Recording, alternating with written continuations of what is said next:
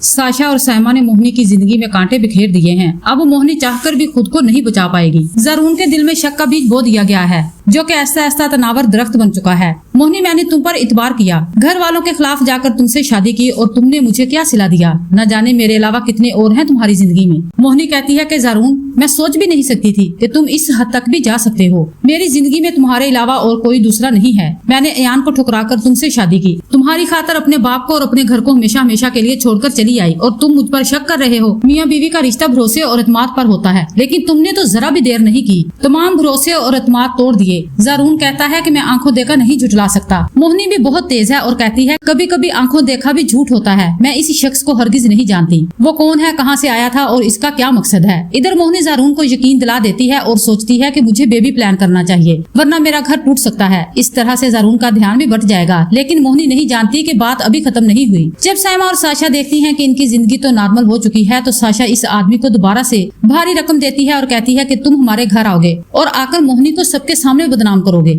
इधर मुस्कान और अयान को घर से निकालने के बाद अब मिर्जा साहब पर दोबारा से जवानी आ गई है।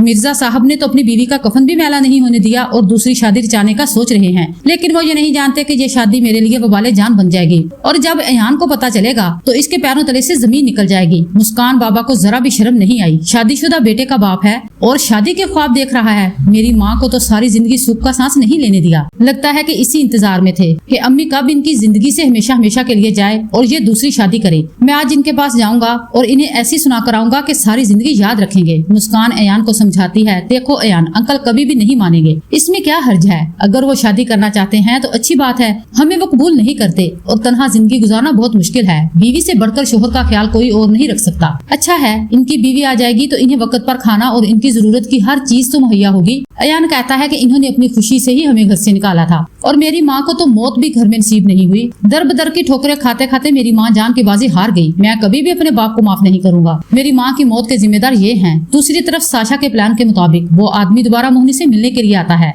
तो सब हक्के बक्के रह जाते हैं। सबके सामने वो इतनी ढिठाई से मोहिनी से कहता है कि तुम मेरी महबूबा हो और मैं तुम्हारे बगैर नहीं रह सकता। तुम्हें इस शख्स से डिवोर्स लेनी होगी और मुझसे शादी करनी होगी। जरून आगे बढ़ता है और इस आदमी को गिरेबान से पकड़कर पीटना शुरू कर देता है।